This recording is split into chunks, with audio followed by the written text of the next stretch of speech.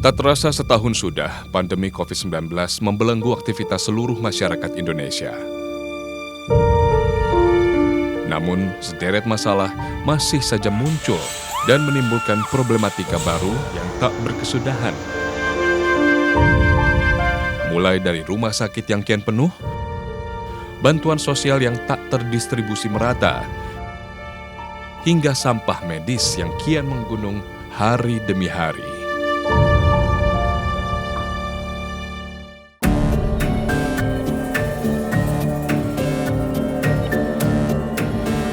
Indonesiaku kali ini mengajak Anda melihat lebih dekat berbagai masalah yang dihadapi warga di tengah pandemi COVID-19.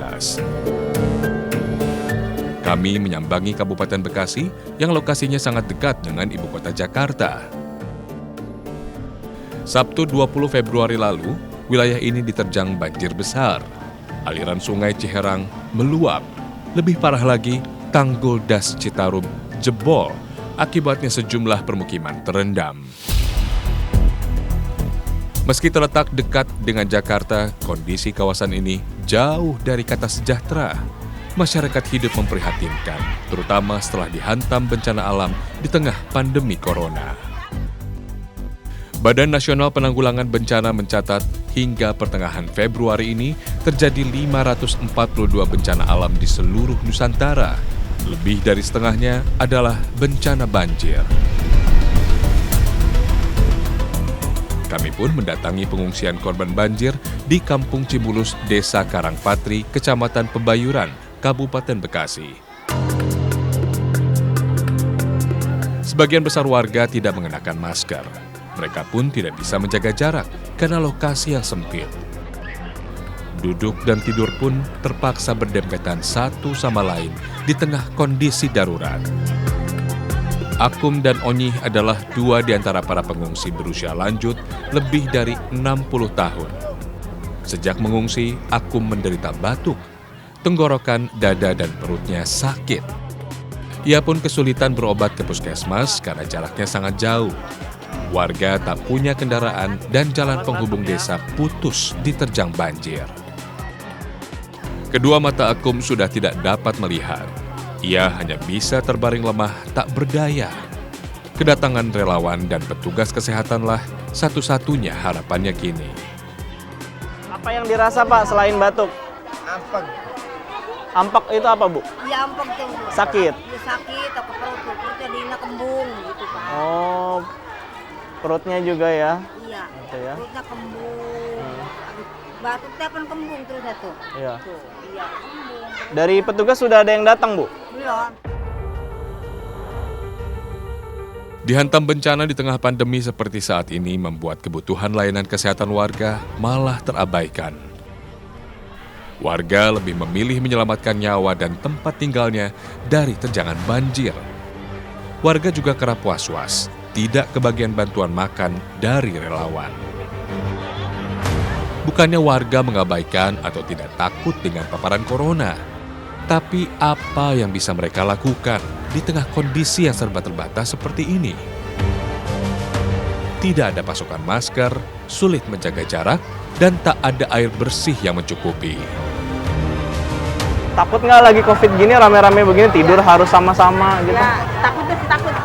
Mas, ya gimana ya udah sama-sama dah. Yang penting mentalnya sehat aja kayak gitu. Tapi Ibu sekarang sehat kondisinya? Sehat, Alhamdulillah.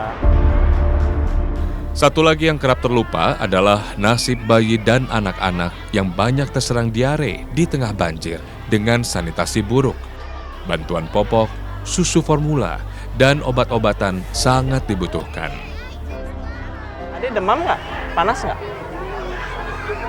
Paling juga nggak bisa tidur sekali. Iya betul, rame-rame.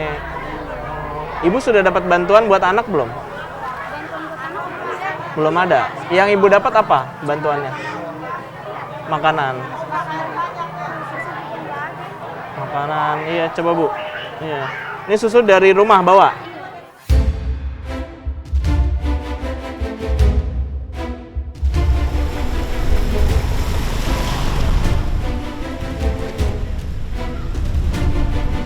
Kami juga menelusuri permukiman warga yang terdampak banjir sekitar 1 km dari pengungsian. Banjir naik turun setiap hari. Di siang hari, air surut hingga lutut. Tapi di malam hari, air bisa naik hingga dada dan pundak orang dewasa. Bersama beberapa orang pengungsi yang kebanyakan perempuan dan anak-anak, saya menyusuri jalan aspal berlubang yang kini sudah tak tampak lagi wujudnya. Warga membawa serta sejumlah barang kebutuhan seperti pakaian dan makanan. Dalam ingatan warga, ini adalah banjir terparah selama 30 tahun terakhir.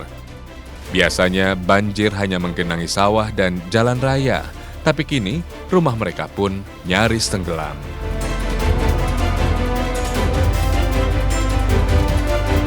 Nggak ke pengungsian yang rame-rame kalau Ibu? Enggak, saya bertahan di rumah. Walaupun susah Ibu ya? Saya takut gitu dah. Udah aja di rumah kata kita. Kecuali ya air kalau tinggi dah, ini baru ngungsi saya gitu. Iya, selagi bisa jaga Bisa keluarga ya? Ya masih gitu. Udah aja di rumah. Jalan aspal yang rusak dan berlubang memang tak terlihat. Tapi bagi mereka yang berjalan kaki menerjang banjir akan sangat terasa. Bagi mereka yang tak waspada, resiko terjatuh sangat berbahaya. Setidaknya sudah ada 3 orang di Kecamatan Pebayuran yang hanyut terbawa banjir.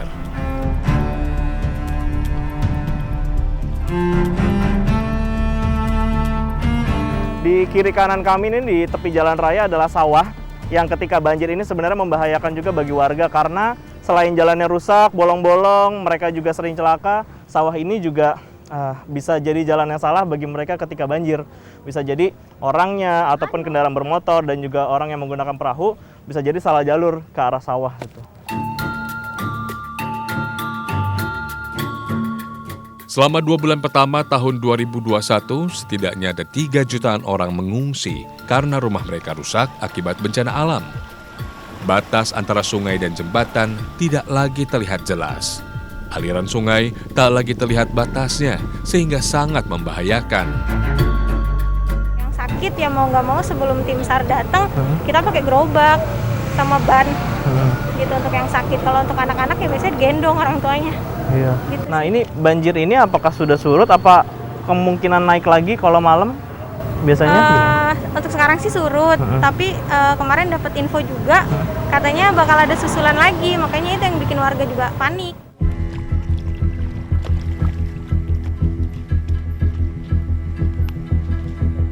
Kebun dan sawah milik warga rusak total. Tahun ini sudah pasti mereka gagal panen. Isi Pak.